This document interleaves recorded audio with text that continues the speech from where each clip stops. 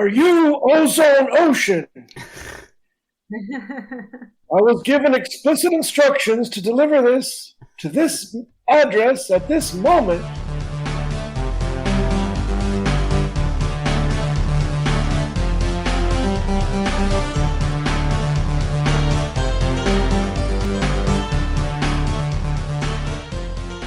Hello and welcome to the Quackcast. This is the Drunkduck Quackcast, and I'm Ozone Ocean, and with me is Tanserine and Baines. Hello. Hello. Hello. Hi. Hi. So we are talking about rants that are inelegant, or maybe elegant as well. But, basically, authors who use rants as kind of inspiration for a story. So something bad happens to them, they put it in the story, and they sort of just change the names of whoever was involved, and they use it as emotional fuel to create, the tension and emotion and everything that happens. And it can be done very inelegantly, as in J.K. Rowling apparently has done that with the whole kerfuffle about her being called out as a TERF and not liking trans people, not liking trans people, yeah. Or not thinking that they deserve to be called women, all that kind of stuff. So that's what she's sort of ranting against. And but that's a good example of an inelegant rant, and a rant done poorly. But there are good examples. We can talk about all that. But before we get into that, I'm going to bring up the featured comic. Featured comic this week was a little thing called Brittany Hyperstyle. So I'm going to tell you about that now. Hello, I'm Ozone Ocean, and my feature for the week was Brittany Hyperstyle. Brittany Hyperstyle is a seemingly sophisticated, stylish woman with a strangely determined belief in the veracity of tarot. It doesn't take long for her to drop her reserve and jump headlong into one chaotic adventure after another with wild abandon. This is the type of randomness and non-sequitur humour we loved from old Doujin-style mangas. I can't wait to see where this one goes. The art is traditional manga style, with the first chapter in black and white, with line art and halftones, and the next chapter is digital colour. And then the next chapter after that is back to line art and halftones, and it just goes all over the place. It's cool. This is a wacky, bouncy comedy, lots of fun and randomness and silliness and great fun. And I love the way she calls people she doesn't like merchants in the most derisive sort of manner. Just, oh, you're a merchant. It's just so funny and silly. So I hope you will enjoy Brittany Hyperstyle just as much as I have. It's a funny, cool webcomic. So, and it's done by Shampoo Venom, and it's rated T for teen. So got a lot of broad appeal there and broad availability for this funny comic. Read it. And that was the featured comic, Brittany Hyperstyle. Okay, so next up, the featured music. Gummels has given us a theme to GOP nuts. GOP nuts. But I think it's GOP. I don't know what GOP stands for. It's some government, I don't know, conservative thing in America. I'm not sure. But GOP nuts. And yeah, the Grand Old Party is the name for the Republican Party in the US. I never knew that, Baines. This is new information. Yeah. That is amazing. That's what I'm here for. Jeez. Okay. The Grand Old Party nuts. And Gunwallace, his note is, with apologies to Vincent Guaraldi. So if you don't know who... The composer... Yeah? Do you know who he is? Well, yeah, I know he's the composer. He's a jazz pianist, and he and his trio did the Charlie Brown theme. So I guess it's kind of like that. Exactly. So I'll Oh, I'll continue. Nice. Very Oh, I good. love it. I can't wait to hear it. I'm sorry. Go ahead. No, very, very, very smart. So he says, apologies to Vince Guaraldi. Why? Because this is such a cool, jazzy Peanuts sounding theme, and Vincent Guaraldi was the master behind the themes for the animated version of Peanuts, which is what GOP Nuts is a stylistic parodying in its spoof of the American Republican Party. It's an easygoing theme driven by the low notes of a piano, a breathy flute, brush tapping on the drums, a cheeky warbling trumpet, a plucked double bass, and a zoo full of goats. So take it away, Gumwalls, with your theme to GOP Nuts.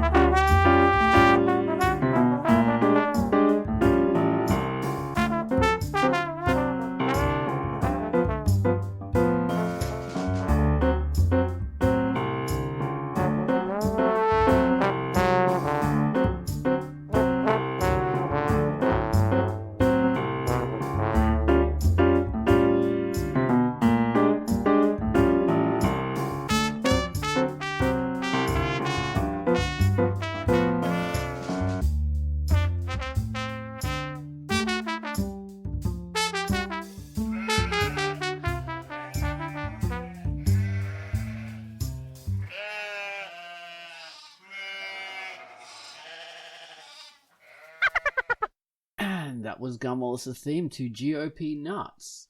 Now, so GOP Nuts is a comic by Rawdale, who does a lot of political commentary. That's his thing. And it's it's rated rated probably E for everyone, I think. It's yes, it is. Rated E for everyone. So but the thing is that is an example of one of these rants that we're talking about, but it's a more elegant rant. So it transposes the GOP party, the American GOP party, the members into Peanuts characters. So it's a parody, and because he has quite a strong feeling against this party and these people and the stupid things they do, so he parodies them as these characters, and that's his way of doing an elegant rant. So it can be done, as opposed to JK. Absolutely. Yeah. I guess that's without having read the book, and I have to say it just for full disclosure, from what has been described of the book and my experience of her text, like how she writes, unless she has really super evolved. Yeah, I think that her book sounds like it is a masterclass on what not to do when you are very angry and you want to vent in your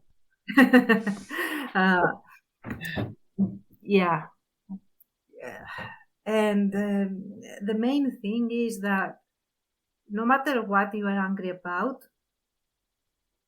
completely and faithfully lifting it from reality to drop it in your book is at least very risky. I'm not saying that it cannot be done, but you have to be super careful how you build around it to make it fit into a story that can be enjoyed, even if people are not aware what you are ranting about. And can be enjoyed means that they don't feel like it is a rant. Like, okay, drawing attention to the author while you are reading the author's story, that shouldn't happen. You should be fully immersed and forget the author while you are reading, if that makes sense. Yeah. So, yeah, if you are thrown out of the story and snicker and say, oh, okay, she's sure about this, you have lost the game a bit. Yeah, exactly. I mean, really, as an author, you've really got to fool people into thinking that you're maybe not sore about something, even when you are, or you're sore about something else, because as you say, you know, if it's like uncovered and it's transparent like that, then people are just going to go, oh well, I'm not going to believe you now. You're an unreliable narrator, pretty much. So, Exactly. And not only that, I mean, you can't be super overt that you have a problem with a specific situation and you are discussing it. Okay. Like, take, for example, Don't Look Up as a movie, which, by the way, I super enjoyed. It's one of the films that I really, really liked, uh, which surprised me. I generally don't really like films nowadays for some reason. I don't know why. But this one I really enjoyed. And it was very obvious what the creators were castigating, which was, you know, how people acted and reacted during the pandemic and regarding climate change and this controversy that is going on between people that scorn science, others that uh, try to advocate for science, and then you have the politicians that murk everything up in the middle. So Right. that was excellently done. But why was it excellently done? Because they took the premise and they put it into a different situation. So it was not a pandemic, it was not climate change, it was a comet that was coming to smash into the earth and break the earth. I don't know if that's possible, but anyway, that was the premise. So that was enough to create the premise that you wanted to criticize without it feeling ranty. Is what I'm saying. Yeah, that makes sense. Yeah, you just change things around and it's things are more hidden and well, I mean, I haven't seen the film, but were there point of view characters that could do nothing wrong and they were just observing with bemused kind of derision? You know, then that No. would be bad if that happened. No. I think everyone is super flawed in that. Okay. Nobody is the Superman, the Clark Kent. Nobody. Good. I look forward to it on your recommendation. Yeah, I'll look into it. And that's one that's more overt. Like everyone seemed to know that, okay, this is obviously referring to the political climate, the media culture, like all this stuff, the denial of certain Exactly. things, denial of science, like you said. Yeah. Yeah. So, yeah. And also, it was a huge criticism on mass media and especially news and comment shows, which made the news and comment shows sore. And that is always a good indication in my book. If who you are targeting is pissed, it might be an indication that you are doing it right.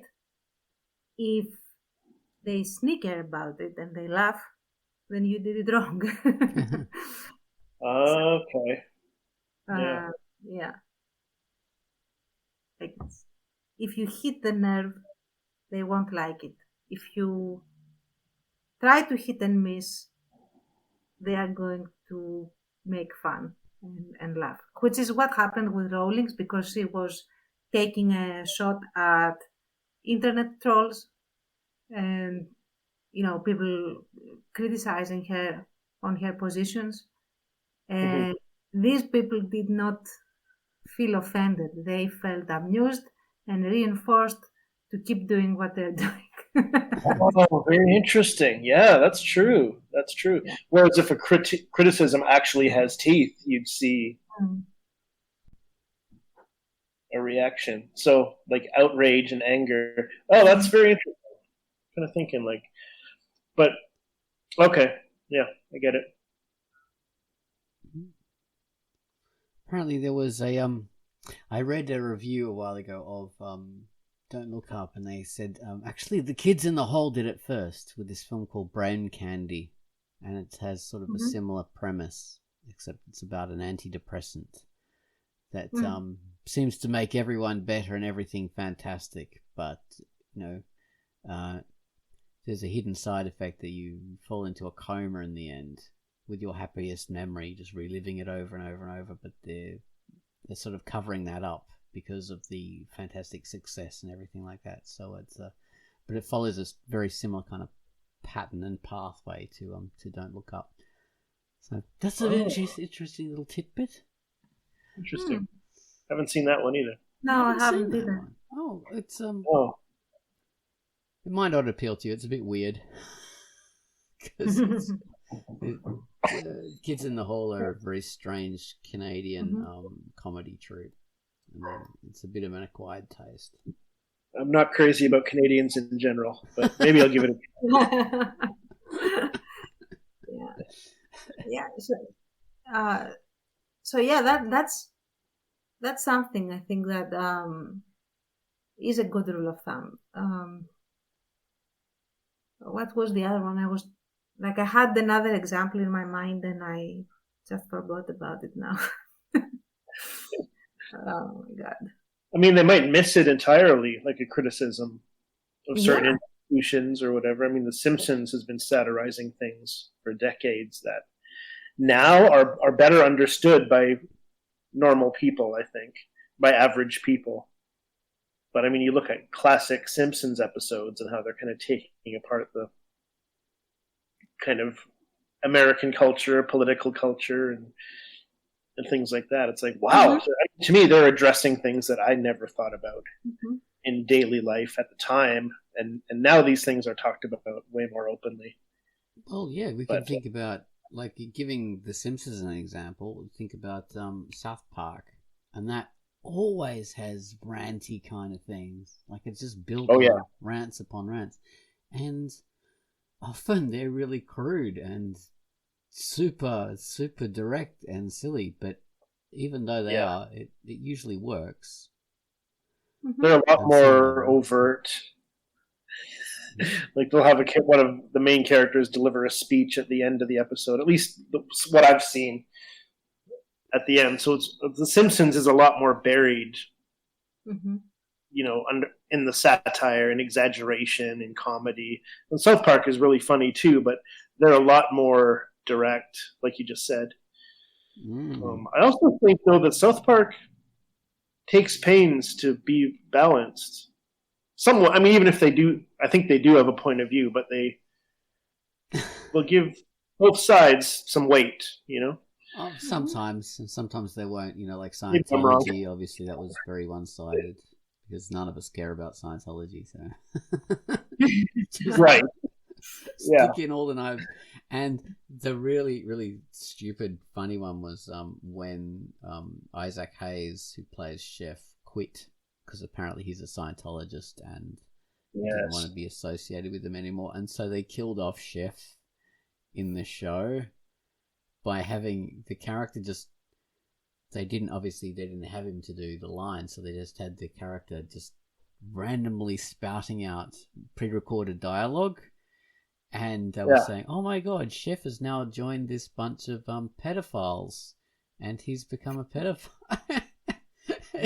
And oh my god, they were just absolutely doing an insane rant. And like, it was, it's like what you're talking about with the J.K. Rowling thing. But it was funny because it was so over the top. They leaned absolutely into it. So that made it funny because they weren't trying to hide it at all. And they were being super obvious about it. So they went, it's like going through the black hole and out the other side. Yeah.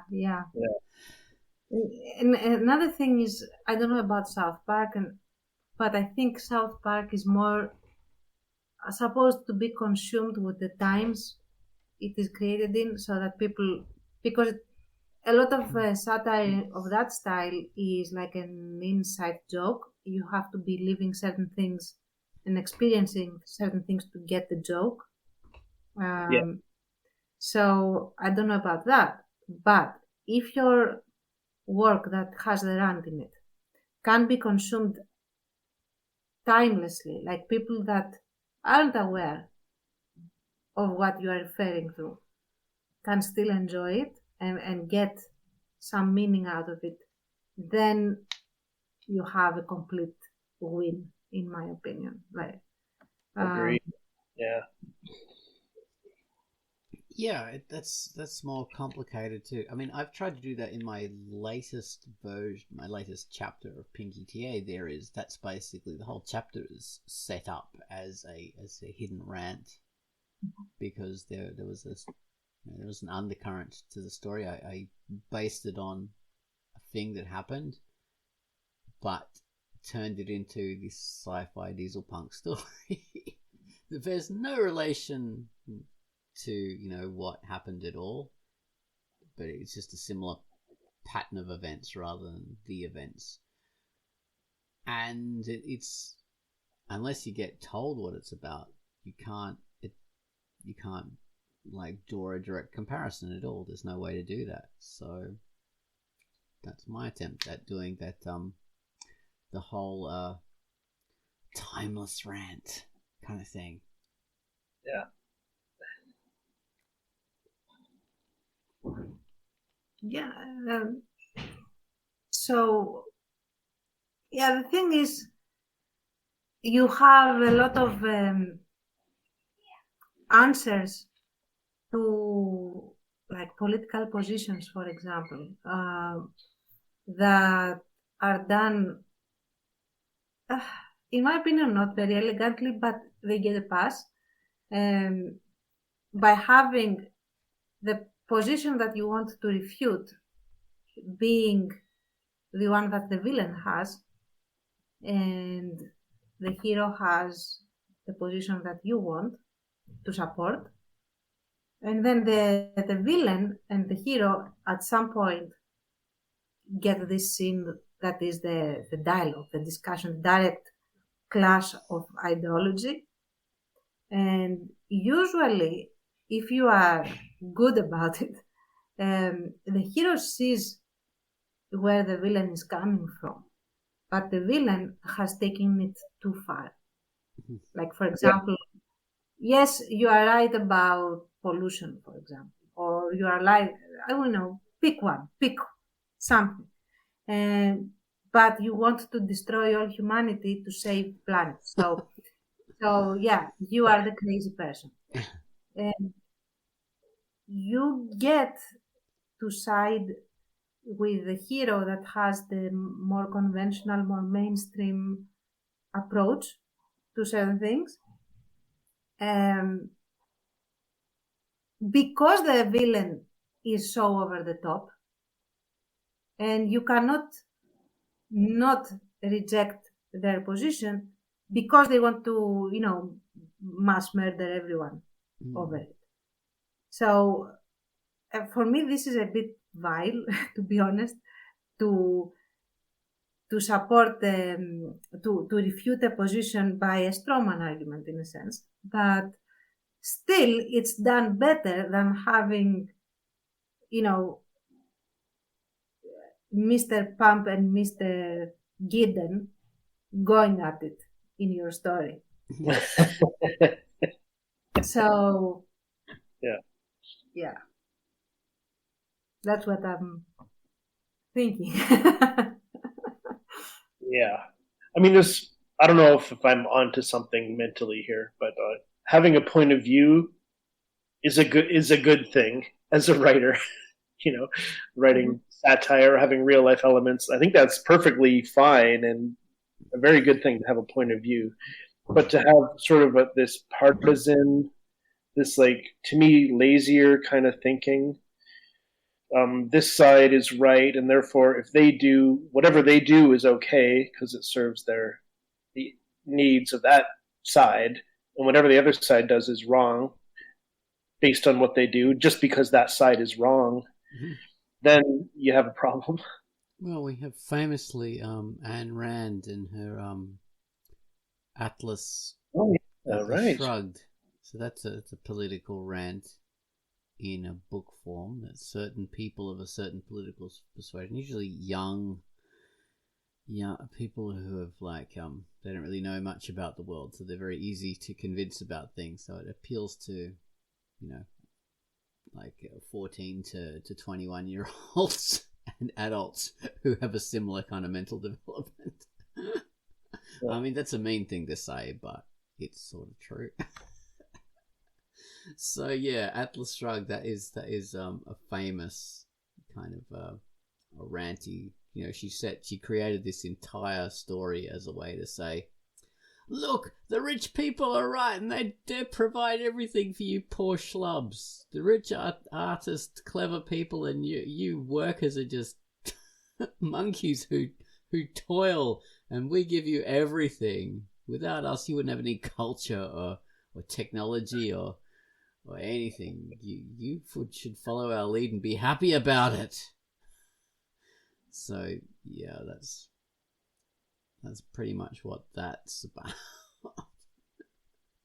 I think the whole what is it, the story is about these rich people and artists and stuff, just that they've decided they've had enough of their hard working time being the geniuses and creators behind everything, these bunch of Elon Musks, and they go, we're not going to do it anymore, we're going to go away to our own little paradise and see how you like it, you poor cultureless schlubs.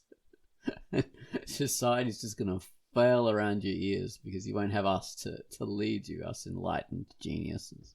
I think that's what it's about. I don't know. Oh, really? Okay. Yeah, I've never read it or even looked at the synopsis, really. But I think most of her writing's about that, like the the genius creator and right. how they're responsible for everything, and just everyone else is a poor schlub interpreting their vision. So it's pretty ranty. The Fountainhead. It's about Yeah.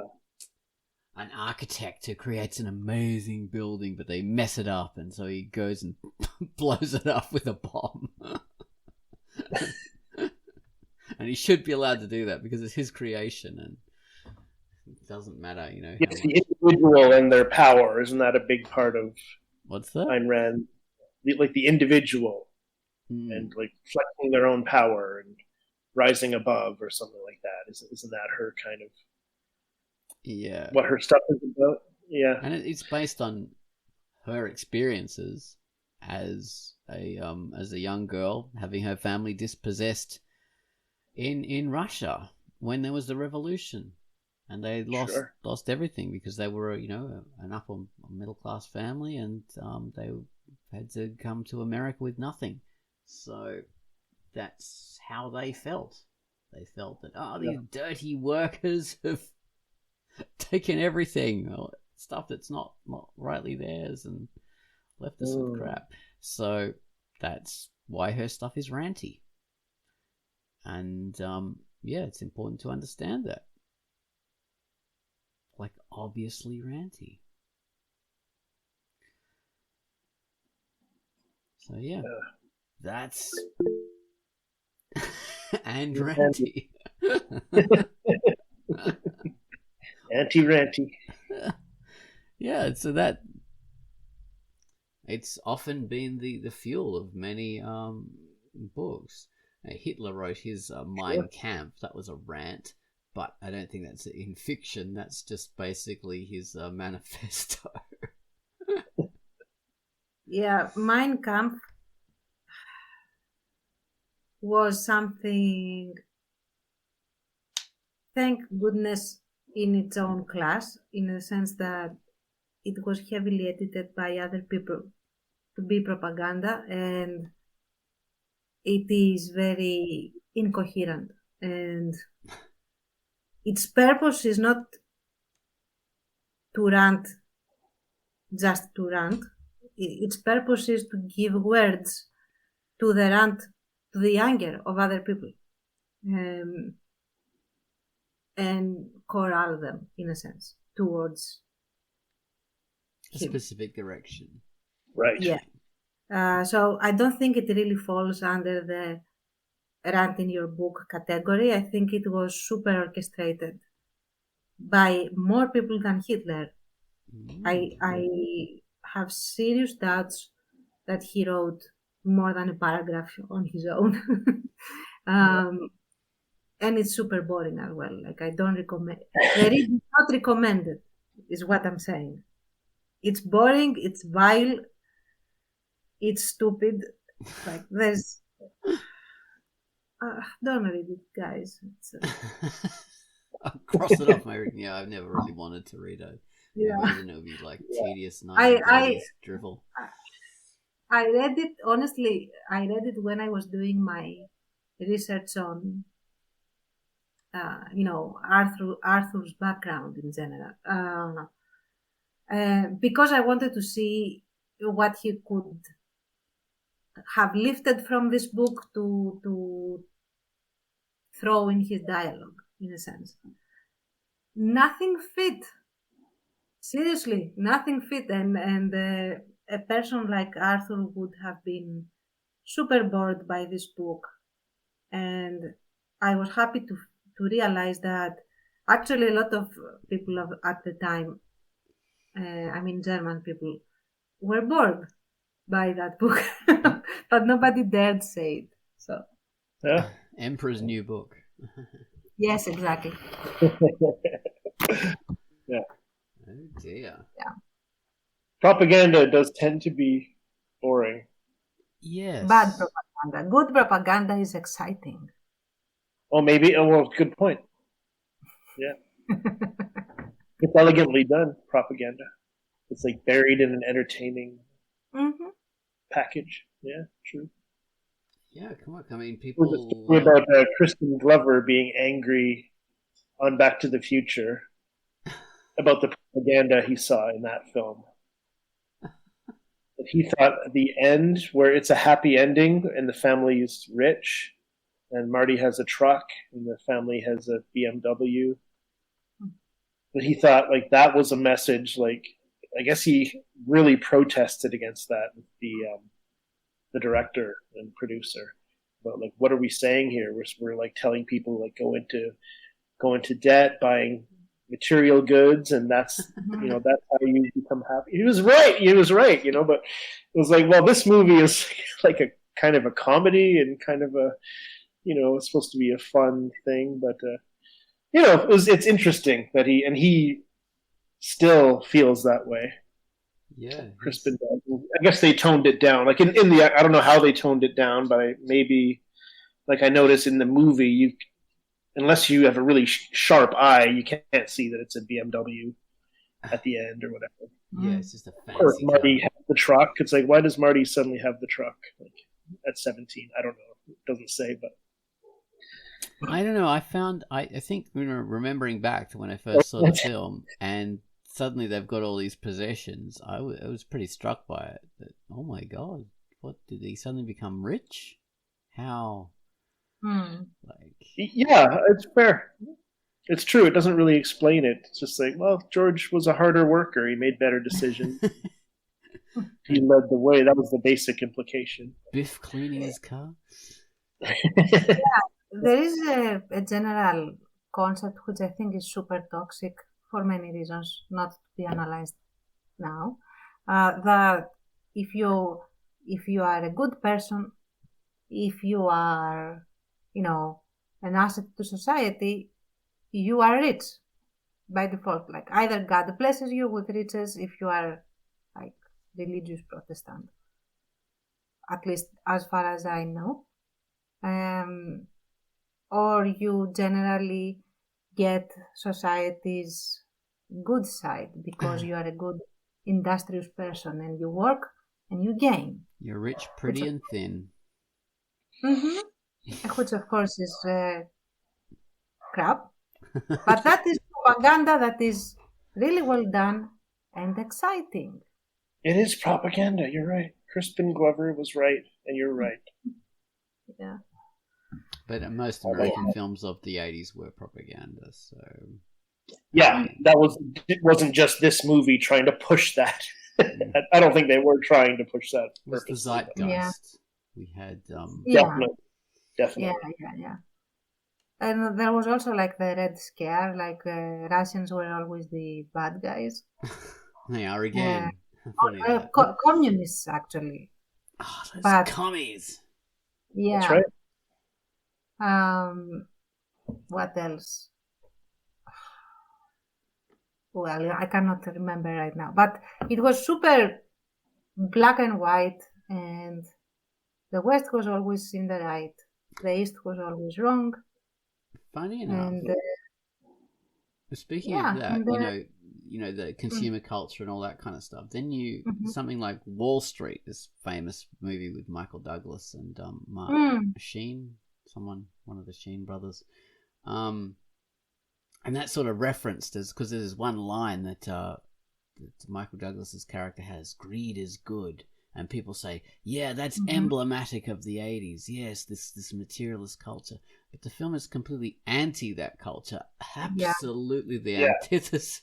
It's a comment about how crap that is and the evils. But people go, oh, this is like Wall Street. This is... Yeah, whereas I just find that so funny that it's the absolute opposite. It's what people want to hear. That good is good.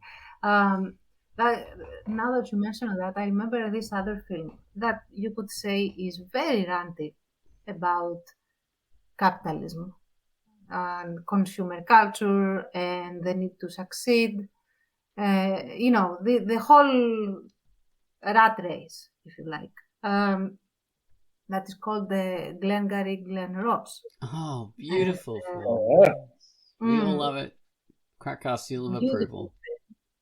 Everyone plays excellently there. Like the acting is top notch from everyone. Coffee is for closers, Tance. You're not allowed to have coffee. Exactly. Yeah. And the scene with the brass balls as well. Like, the whole thing was really, really good. It's so good. Why is it good? Because you don't have a single character there that is anti-establishment, so to speak. Like everyone is in this rat race. Everyone. They're all venal and shit. All of them. And everyone is trying to make it, and everyone is basically destroyed trying to make this. So, I cannot think of a more anti-film about our society. And it is done so well because you don't feel that you are watching a anti-film. You are immersed into this situation. It is stifling. You cannot breathe. And you feel for this poor character that wants to close and, all the stakes that he has. And even the bait and switch in the end is so devastating. We can't spoil it, but we could do a whole Quackcast just on Glengarry Glen Ross, which is poorly received because people thought that the play was so much better and the film didn't really bring across what the play did. Yeah, but obviously I haven't seen the play, but I haven't either because unfortunately, unfortunately yes, but not surprisingly, it is not a very popular play or movie. At least in my experience, it is not very popular. Not because it's criticized for the quality. It's just that people don't like to see it because it does its job really well. It's beautiful. It's so small. It's not a big Mm-hmm. film with locations. It's like No. 3 locations max, something like that. Yeah. Like hardly any location, Yeah. 3 or 4, whatever. Yeah. Only a few actors, a few little scenes because it's based on a play. So you've got scene, Mm-hmm. scene, scene. It's not like, concurrent things happening.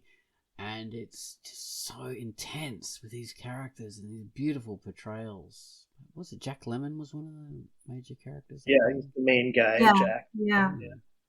And one of the Baldwins was the butthole character. The butthole. Just a Patreon extra would be tense performing the Alec Baldwin scene. You know what though? Although I I find him vile and disgusting and a terrible character, I would love to be able to actually get across exactly what he does, because that's the point. The character has to be terrible. Yeah. It's why over here in Greece, during the golden age of Greek cinema, which was around like 50s, 60s, that those 2 decades were the peak, and then you had a slow decline, and hopefully now we're getting again a rise, but we'll see. But the best industrialists, capitalists, all the Glengarry, Glen Ross types, because we had a lot of social commentary in those movies, were played by actors that were communists, which is delicious. Like, yeah, neat. Yeah, and they did such a good job that they were basically typecast as, the ship owner or the factory owner, the big wig, predatory employer and stuff like that. And they were all like very, very serious communists. And absolute opposite of what they played. Yeah, and the reason they played them so well was because they had experienced them so well, and they felt very strongly about driving the message through that this is a character that you should not tolerate. And I really absolutely appreciate. I never understood it when I was young, but now I do. So it's quite similar to Hogan's Heroes, where we've talked about this before, and people criticize it because it's making it's like portraying Nazis as these jolly fools who are easy to get things over them, and that's whereas Nazis were evil, and of course they were, but the reality is that almost every single Nazi in Hogan's Heroes is played by Jewish people and or people who were like interned in World War II, or people who fought in World War II against the Nazis. So their portrayal of these characters is they're portraying them like that for a reason. They're portraying them as buffoons, making fun of Nazis. It's not like because the show didn't get World War II or didn't understand that Nazis were evil. That's a deliberate choice. And because it is a satire, and that's the beauty of things that are anti, but they are anti in an elegant way, in that you can enjoy Hogan's Heroes out of context. Just, watch the series, laugh, be done with it. But if you understand the backdrop, the background behind all of that, then it becomes satire. And then you can see a lot more things about it. And if you know who it is that is playing, then it gets another dimension. Blah, blah, blah, and so on and so forth. So exactly. Elegance of Hogan's Heroes. That's yes. I know nothing about that. I know nothing. Yeah. Perfect.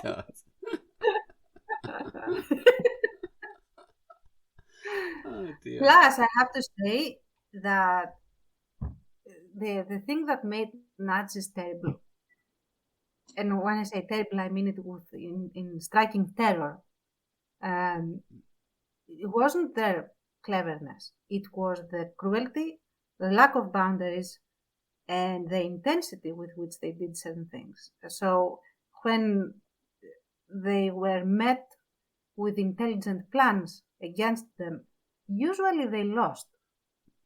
Usually. Like if you pare down all the excess and see, okay, let's see where they had wins and where they had fails. It's very consistent, is what I'm saying. Okay, interesting. Oh. I hadn't really looked into it in that detail. I had to. Yeah. Well, I suppose that's what tends to happen when you have political leadership as opposed to just skilled military leadership, which they tended to have a lot of political oversights to everything they did. Which Well, Hitler supposedly called the shots, like micromanaged everything. At least that's what the biographers consistently say. So, yeah, we go by that. He micromanaged everything, and that didn't work out very well. So. Yeah, and so the Russians had a similar issue, I think, with all the bloody commissars and stuff like that. So yeah, but not as much in the sense that they had the advantage of being Russia, basically, and the luck in that they were attacked just on the eve of winter, and if you are fighting Russia in winter, Russia wins. Period. Always, all the time. Yes, very true. They use the landscape as their battlefield. Very Sun Tzu of them. Mm-hmm. Napoleon found that out, and nobody learned from Napoleon. Like Napoleon is the only guy that gets like a semi-pass for not factoring in certain things about Russia, because he was the first guy that tried. So nobody else gets that excuse. No, certainly not the Germans. Yeah. Well, I mean, there's been a lot of ranty stuff about World War II in various ways. I was thinking of Miles, which it's not ranty, but it's like an obvious allegory of, like putting cats and dogs in the position of Jewish people and the Nazis. And it's a biography, though. So okay, I didn't realize that. It is the telling of the story of Spiegelman's. Oh my God, I may have made a mistake. That's his name, isn't it? Yeah, I think so. Spiegelman, yeah. So it is his father's, I think, story. Okay. So, like that's how he starts. How he went after his father. I think it was his father, not his grandfather. His father, coaxing the story out of him, in a sense. So. Oh, well, yeah, because I've never actually read it. I've just heard it. It's a big, important story, and it's it's obvious what it's about. So, yeah.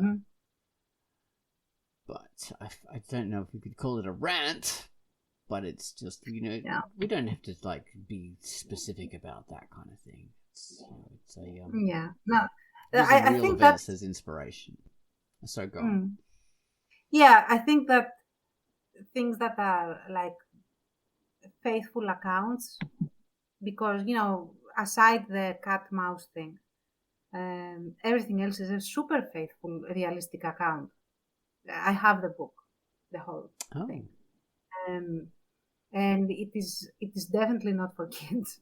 I don't know who would buy it, but for kids. It is very faithful, a very faithful account of exactly what happened. So I don't think that you can class this as a rant, because it is an account put on paper, basically. So I would say it's just that, a presentation of an experience. So if, for example, Rowling had done that, Wow, that would have been amazing. yeah, given an account of her experience faithfully, And that's not a that bad... would be not a rant, Yeah, and necessarily. that's not a bad thing, because even though her point of view is unpopular, it's her own point of view, and it's the way she sees things, which is valid. So to show it off, say, okay, this is my point of view, this is how I felt, then you read it, and it would be like an interesting experience, because you're seeing it through her eyes, even though you wouldn't agree with her, and I mean, most people wouldn't. It would still be like enlightening, maybe even entertaining. So that would have been a smart way to do it. If you're too emotional and too invested to do a rant, then don't change the names of the characters. Just be forthright about it, and try and present your point of view in the way you see it to the best of your ability. So yeah, it's not probably going to win you any friends immediately, at least, but it's going to be more sincere. Exactly. Yeah. There's nothing wrong with doing that, but trying to change the names of the characters in order to win people to your point of view seems disingenuous, doesn't it? And it seems like you're being tricked. They're trying, but really badly, so you resent that, so it makes you hate it even more. Yeah. Right. Or on the other hand, if you're going to use the premise of what happened to you, then just use the premise and change every other circumstance. So don't make it about, your views on LGBTQ people, and don't make it about the internet. Just have your character being harrowed and harassed in some other way that would be analogous. Yeah, have it as demons or something. Jeez. Yeah. You could be really clever about it. Like they're trying to possess you, or they're trying to bring you down, and you have to and you could use it so cleverly in that way. Absolutely. They could be secret agents trying to, wow. Yeah. It's genius, the different things you could do instead of just, one for one, kind of just transposing them, giving them different names or whatever. Yeah, and if in the end, and that's what I also said in the article, that if you did do that, own it. I mean, don't just then make statements saying that, there is no relation to reality and what happened to me. This is just something I wrote before anything happened. Of course it was. Oh, jeez. So that makes it all better then. Oh, well, we're going to have to leave the Quackcast now for another week. Google is wanting to cut us in half, cut our heads off with its guillotine, as it does. Oh, no. Anyway.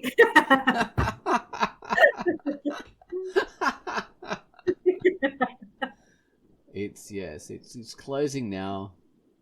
Quackcast is for closers. Yeah. Bye. Bye all.